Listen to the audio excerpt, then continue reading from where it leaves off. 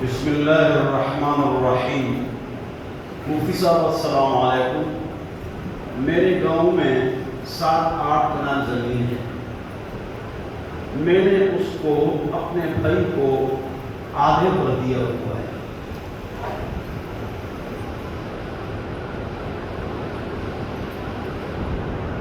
میں نے جب گندم لیا 9 من تو بیچ کے اس پر آٹا خریدا۔ گندم کی جو قیمت ہے وہ 2800 روپے ہے۔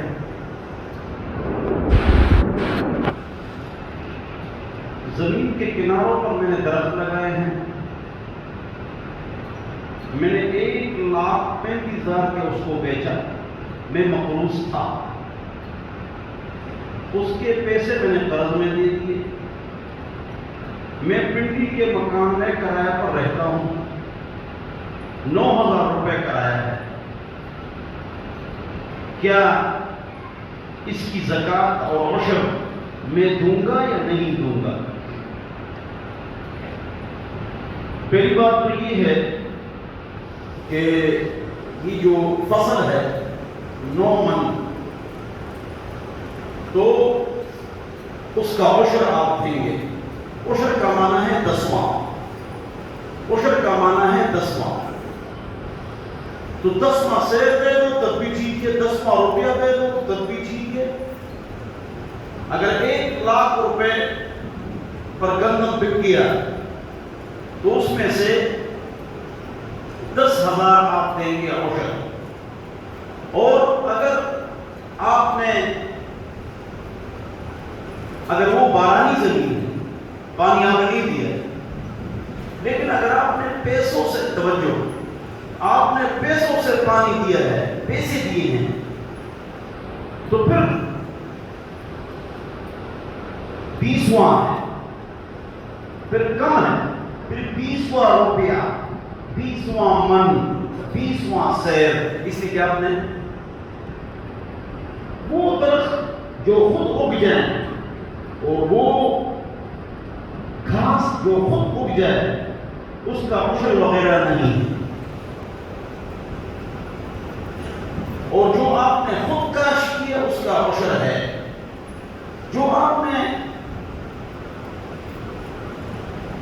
درخت کاشت کیے اور اس کو آپ نے قرض میں ادا کر دیے، اس میں نہ عشر ہے نہ اس میں زکوٰۃ ہے۔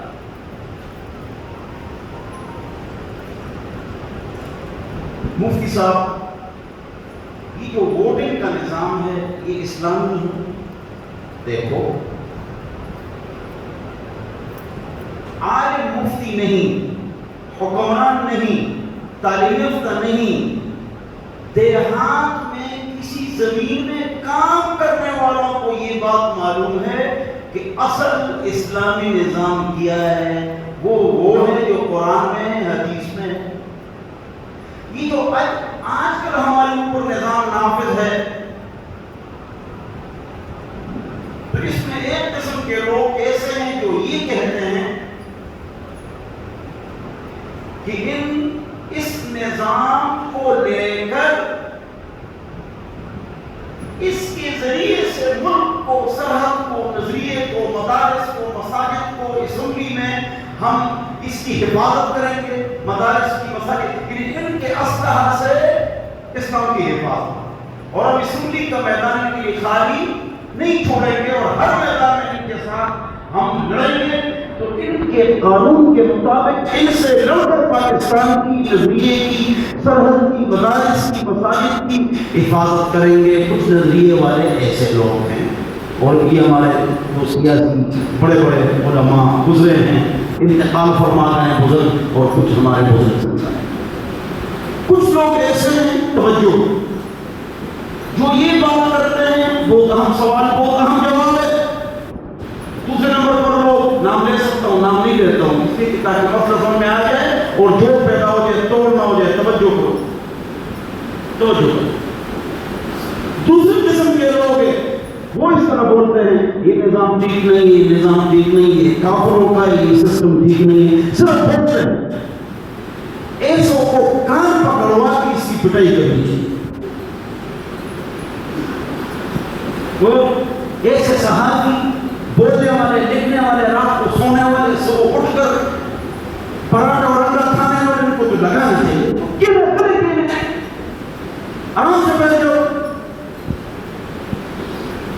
آپ کے اس جملے سے اپنے علماء کو اور آپ کو گھر میں نقصان تو ہوگا لیکن فائدہ کچھ نہیں.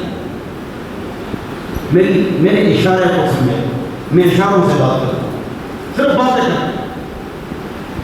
تیسرے قسم کے لوگ ہیں وہ ایسے لوگ ہیں اس نظام کی کوشش بھی کرتے ہیں اور مال بھی کھاتے ہیں.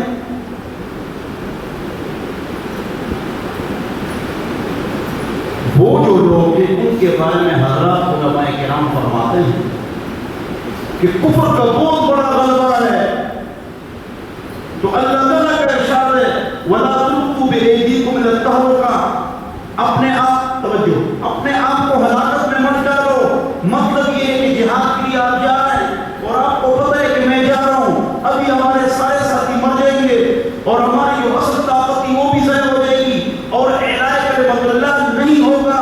تو تمام مفسرین نے لکھا ہے وَلَا تُلْقُوا بِأَيْدِيكُمْ إِلَى التَّهْلُكَةِ, ہلاکت میں اپنے آپ کو مت ڈالو اور آرام سے بیٹھ جاؤ ورنہ جو رہی صحیح طاقت ہے وہ بھی ضائع ہو جائے. میں شام میں بات کرتا ہوں تو آرام سے بیٹھ جاؤ.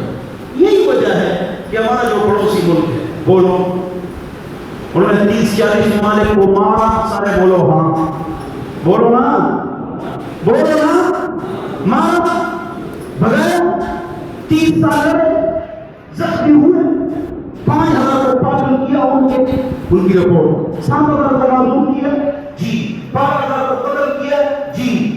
آیا جو صحیح اسلامی نظام کا جو لفظ ہے وہ بھی استعمال نہیں کرتے. وہ کہتے ہیں امارت. کیا کہتے ہیں؟ امارت اسلامی. کیوں؟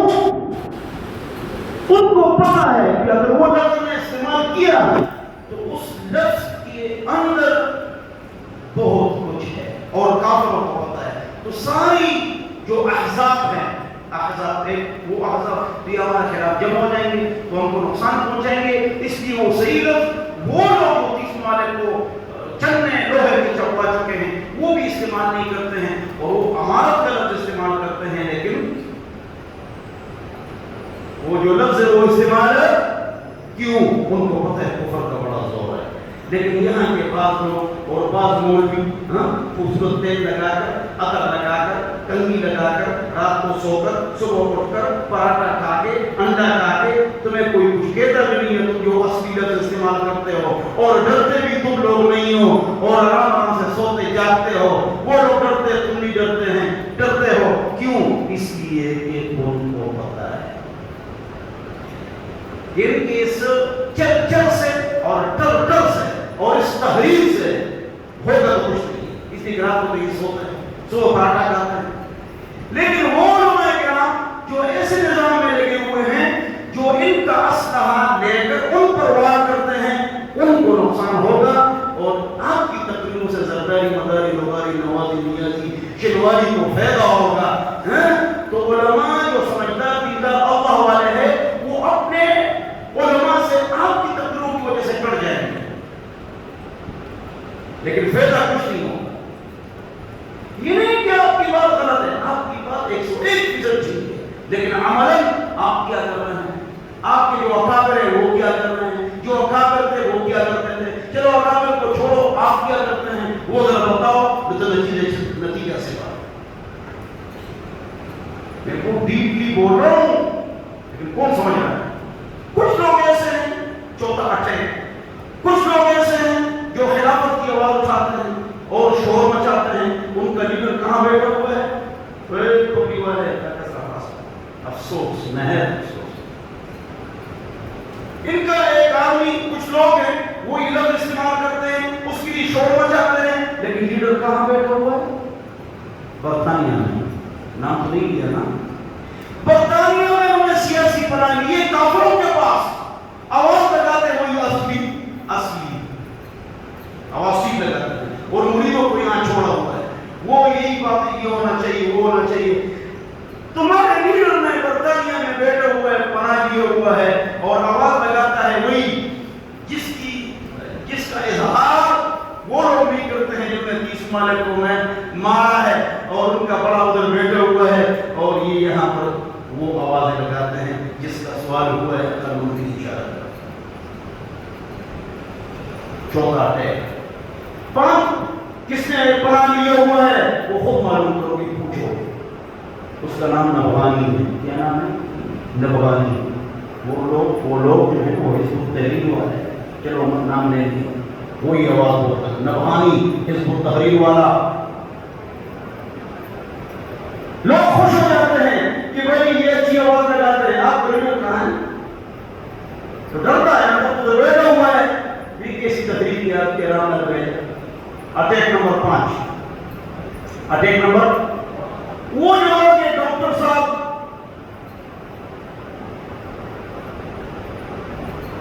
چلا بتاؤں چاہیے, چلا بتاؤں چاہیے, ڈاکٹر صاحب کہتے ہیں چاہے کسی کی جیب میں ہو, چاہے کسی چند چابیاں کسی کی جیب میں دے. یہ پاکستان کی چابیاں ہیں اور میرے پاس پورا پاکستان ہے. یہ جو ڈاکٹر صاحب ہے یہ کہتا ہے خلافت ہونا چاہیے اور نرمی سے ہونا چاہیے اور پیار سے ہونا چاہیے اور اصلیت نہیں ہونا چاہیے اور اسلحہ ہونا چاہیے, طریقے سے ہونا چاہیے. انہوں نے آپ کو ڈاکٹر صاحب چابی دے دی, پاکستان کی چابی آپ کو دے دی, ہاں بس تم خلافت لے آؤ. اس ڈاکٹر صاحب کے پاس 800 مفتی اور جج ہونا چاہیے کہ وہ اللہ والے جج مفتی. تیرے پاس تو 2 مفتی نہیں ہے, تو تجھے کس نے کہا تو ڈاکٹر ہے یار, آرام سے بیٹھ جاؤ, یہ تیرا کام ہی نہیں. تو آپ کے کام سے اگر کافر اور فاسق پریشان نہیں ہے اور آپ کو کچھ کہتا نہیں ہے تو ان کو پتہ ہے کہ بس ہے. کیا ہے؟ بس. بس کی بس. میں اشارہ کرتا ہوں.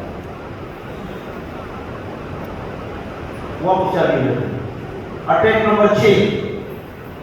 اٹیک نمبر, یہ جو لوگ ہیں اور لوگ ہیں اسلامی نظام نہیں سمجھ رہے ہو. سمجھ رہے نہ سمجھو, یہ اسلامی نظام تمہیں چاہیے شباز پاکستان میں نہ آ سکو. جتنے بھی تمہارے پاس علماء ہیں ان کو نہیں بناتے, ان کو نیچے رکھا ہوا ہے. اتنی چھوٹی گالیاں رکھ کے اسمبلی میں چیخیں مارتے ہو. آج میں آپ کو دیتا ہوں پاکستان کی چابی. آپ کے پاس 800 مفتی ہیں, 10 بھی نہیں. آرام سے بیٹھو. اسلام کا نام دے کر اپنے لوگوں کو نقصان پہنچاتے ہو. عقل مند کے لیے اشارہ کرتے. تمہارے پاس جو علماء ہے ہم سے فارغ تمہارے پاس ہے, ان کو میں نہیں بناتے.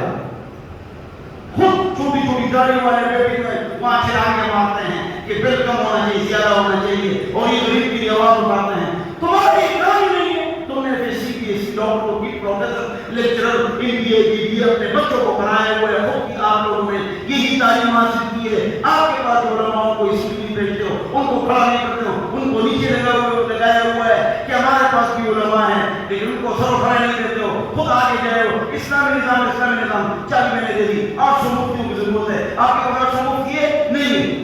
غریب ہے نا. اٹیک نمبر 5 اس میں بہت کچھ. نمبر 6 اب نمبر 7 لیکن بس اتنا کافی آپ سمجھتے ہیں. جو سمجھدار ہے وہ سمجھ جائیں گے, اچھی بات ہے. جو نہیں سمجھے تو وہ